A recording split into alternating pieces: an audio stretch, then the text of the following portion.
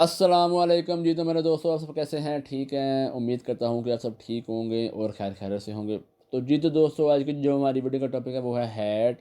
और कैटेगरी है हमारी जनरल साइंस ग्रुप के आफ्टर इंटर। जो तो कैंडिडेट जनरल साइंस ग्रुप के हैं, अगर उन्होंने फर्दर किसी भी यूनिवर्सिटी के लिए अप्लाई करना है तो पहले उनको एक टेस्ट है हैट UGGS के under graduate general science group जो है वो एक टेस्ट उनको देना पड़ेगा। अगर वो उसको क्लैरिफाई करते हैं तो ही फर्दर उनको किसी भी यूनिवर्सिटी में एडमिशन मिलेगा। तो आज की जो हमारी वीडियो है वो उसी टॉपिक पर है। आज हम अपनी इस वीडियो में वो तमाम हैट की जो स्पेसिफिकेशंस हैं या जो तमाम उसका कोर्स क्राइटेरिया है वो आपसे शेयर करेंगे। तो चलते हैं अपनी वीडियो की जानिब। तो पहले हैट का जो जो आप कह लेंगे स्टैंड बाय है वो जान लेते हैं। वो क्या है, क्योंकि अक्सर कैंडिडेट्स को इसके बारे में हाउ नो नहीं होती कि वो अगर हैट का टेस्ट दे रहे हैं तो वो हैट है क्या। तो जो हैट का वर्ड है वो 3 स्पेल से मिलकर बना है HAT। एच से बनता है हायर और ए से बनता है एप्टीट्यूड। लेकिन यहाँ पे एजुकेशन का वर्ड जो है बीच में ऐड होगा कि हायर एजुकेशन एप्टीट्यूड, और टी से बनता है test, higher education aptitude test. चलें, ये तो हो गया इसका स्टैंड बाय। अब आप देखें कि स्क्रीन पर एक इंटरफेस आपको नज़र आ रहा है, उसमें जो हैट का टेस्ट आपका है UGGS का, उसको लेके HC ने एक कोर्स क्राइटेरिया जो है वो डिस्क्राइब किया है कि जो आपका जो टेस्ट है वो किस बेस पर होगा, या जो उसके अंदर सब्जेक्ट हैं वो कौन कौन से हैं और उसकी मार्क्स की डिवाइडेशन कैसे है। तो देखेंगे, पहले आपका सबसे पहले सब्जेक्ट इंग्लिश है, उसके 30 मार्क्स हैं। मैथ है, उसके 30 मार्क्स हैं। फिर इकनॉमिक्स है, उसके 30 मार्क्स हैं। और फिर फिजिक्स है, उसके 30 मार्क्स हैं। तो ये तो हो गया आपका एक कह लें कि कोर्स क्राइटेरिया जो HEC ने आपको दिया है कि जो आपके 100 मार्क्स की जो आपकी डिवाइडेशन है वो उन्होंने की कैसे है कि आपका जो सॉरी जो आपके 120 मार्क्स की जो है डिवाइडेशन है वो कैसे उसने की है कि जो इंग्लिश है वो 30 मार्क्स का आपका है। फिर आपका जो जनरल जो आपका मैथ है वो आपका जो है 30 मार्क्स का है। फिर फिज़िक्स है वो 30 मार्क्स की है, और जो इकनॉमिक्स है वो आपकी 30 मार्क्स की है। तो इसके अलावा HEC ने जो आपका इंग्लिश है उसकी भी उसने एक एडवाइडेशन आपको दी है। तो वो देखेंगे स्क्रीन पर एक और इंटरफेस आपको नज़र आ रहा है, उसमें एनालॉगीज़ है वो आपके 5 नंबर का है, एंटोनियम है वो 5 नंबर का है, फिर आपकी इंग्लिश करेक्शन है वो 5 नंबर की है, फिर आपकी रीडिंग कॉम्प्रीहेंशन है वो 5 नंबर की है, फिर सेंटेंस कॉम्प्लेशन है वो 5 नंबर का है, फिर सैनोनियम है वो आपके 5 नंबर के हैं।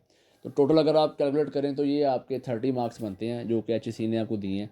तो टोटल को अगर आप करें कैलकुलेट ओवरऑल सारे को, तो ये आपके 120 जो हैं MCQs बनते हैं, और इसके नंबर भी 120 हैं, यानी कि एक नंबर का एक सवाल है। और आपका जो टाइम ड्यूरेशन है वो 150 मिनट है, यानी कि 150 मिनट्स के अंदर आपने ये अपना जो टेस्ट है इसको पास कर इसको जो सॉरी अटैम्प्ट करना है।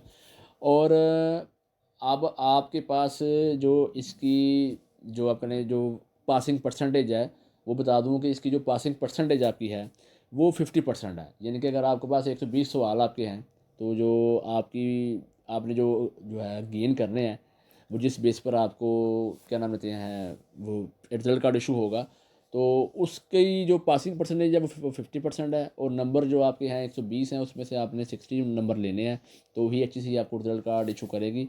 HEC रिजल्ट कार्ड आपको अप्रूव करेगी। तो कोशिश करें कि आप जब हैट के टेस्ट की तैयारी करें तो वो तैयारी करने से पहले आप जो हैट के टेस्ट की जो उन्होंने मार्क्स की डिवाइडेशन दी है उसको अच्छे से आप जो है जान लें, क्योंकि आपका जो टेस्ट है HEC ने जो आपको पैटर्न दिया उसको देने का मकसद ये है कि आप इसी बेस पे तैयारी करें, इससे बाहर आप ना जाएं।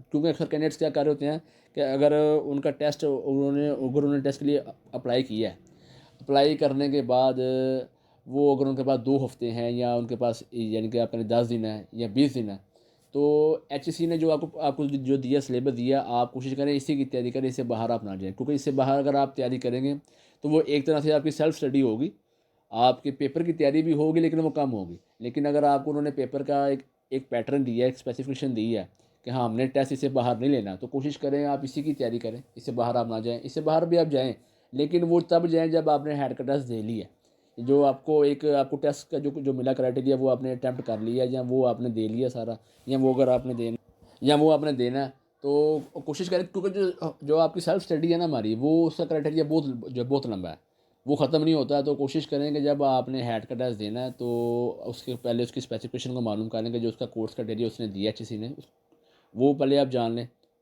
और फिर उसकी आप तैयारी करें, तो ये आपके लिए ज़्यादा अच्छा होगा। उसमें ये कि आपका टाइम भी बच जाएगा और आपकी शॉर्ट टाइम में तैयारी भी अच्छी हो जाएगी। तो आपने जब आपको वहाँ पे आंसर शीट जब आपको दी जाती है, जब आपको क्वेश्चन पेपर वहाँ पे मिलता है, तो अक्सर कैंडिडेट्स क्या करते हैं कि वो बस फटाफट आंसर को फिल करने की कोशिश करते हैं। वो अपनी जो उनका क्वेश्चन पेपर है उसको अच्छे से वो पढ़ते नहीं है, या उसको कॉन्सनट्रेट नहीं करते, तो ये उनका बहुत वीक पॉइंट है।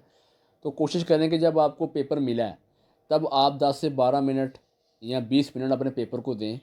पेपर को देने के बाद सारे क्वेश्चनों को दो दो मरतबा वो तीन मरतबा पहले आप स्टडी कर लें। स्टडी करने के बाद फिर उसका आंसर आप बबल शीट पे फिल करें। अक्सर कैंडिडेट्स यही मिस्टेक करते हैं कि जब उनको पेपर मिला फटाफट उसका आंसर फिल अप किया, या उन्होंने पेपर अगर जल्दी उन्होंने अटैम्प्ट कर लिया, अटैम्प्ट करने के बाद अगर उनके पास अगर अगर आपके पास 150 मिनट है, तो 100 मिनट में अगर आपने पेपर फिलअप कर लिया तो 50 मिनट तो फिर आप वहाँ पे फारग ही बैठे रहोगे ना। और फिर जब दोबारा पेपर फिल करने के बाद जब आप अपने ये आंसर शीट पर नज़र आप डालते हैं या आप अपने क्वेश्चन को देखते हैं, तो आपको लगता है कि ये क्वेश्चन का आंसर गलत है, तो फिर तब आप पछता रहे होते हैं कि ना तो आप उसको ठीक कर सकते हैं ना कुछ और कर सकते हैं, वो फिर गलत ही आपको तसव्वुर होगा। तो कोशिश करें कि जब आपने टेस्ट की अपने अपने अटैम्प्ट आपने देनी है, या जो अब आपको टेस्ट आपको मिला है, आप पूरे कॉन्सनट्रेट के साथ उसको पहले आप स्टडी करें। स्टडी करने के बाद फिर ही आप वहाँ पे जो है आप उसको जो है आप जो आंसर शीट है या जो आपकी एक बबल शीट है उस पर आप फिलअप करें, सर्कल करें।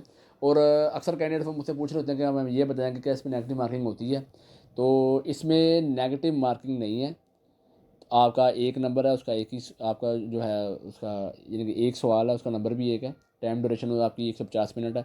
और एक और मेन बात, अक्सर कैंडिडेट्स क्या करते हैं कि जब उन्होंने टेस्ट दे लिया, टेस्ट देने के बाद जो उनको रिजल्ट कार्ड हासिल होता है, तो जब उसे वो यानी कि वो रिजल्ट कार्ड का भी एक टाइम लिमिट है, उसका भी एक टाइम ड्यूरेशन है। जो तो कैंडिडेट्स हैट यूजी जीएस का टेस्ट देने के बाद जब उसे पास कर लेते हैं, पास करने के बाद उसका जो रिज़ल्ट कार्ड है वो जो आपको मिला है, उसकी जो टाइम लिमिट है वो 2 साल की है। यानी कि 24 जो मंथ है, यानी कि 24 महीने, और 2 साल के अंदर आपने फर्दर किसी भी यूनिवर्सिटी में अप्लाई करना है। अगर आप अप्लाई नहीं करते तो जो आपका रिज़ल्ट कार्ड है वो एक्सपायर हो जाएगा।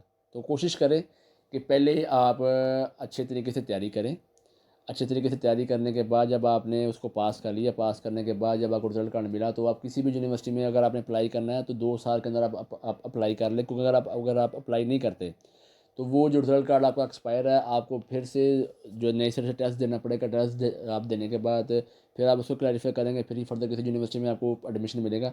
वो तमाम जो क्राइटेरिया स्टार्ट मैंने आपके साथ शेयर किया वो दोबारा से आपको रिपीट करना पड़ेगा। तो कोशिश करें कि 2 साल के अंदर आप किसी भी यूनिवर्सिटी में अप्लाई कर लें। तो दोस्तों ये थी हैट यू जी जी एस को लेके वो तमाम स्पेसिफिकेशन, वो तमाम इन्फॉर्मेशन जो एच ने जो जो दी, जो मैंने आपके साथ शेयर की। तो अगर मेरी वीडियो आपको अच्छी लगी हो, मैंने स्टार्ट में भी जो है बोला कि मेरी वीडियो को आप लाइक करें, मेरे चैनल को सब्सक्राइब करें मेरी हौसला अफजाई के लिए। और मेरी वीडियो को उन कैंडिडेट के साथ लाजमी शेयर करें जो तो अभी न्यू कमर है, या जिन्होंने अभी हैड यू जी एस का जिन्होंने टेस्ट अभी देना है, जो ताकि अगर उन्होंने टेस्ट देना है तो टेस्ट देने से पहले वो तमाम स्पेसिफिकेशन या वो तमाम इन्फॉर्मेशन उनको मालूम हो कि हमें टेस्ट जो आना है वो किस बेस पे आना है और आना कैसा है। और तब तक के लिए अल्लाह हाफिज़।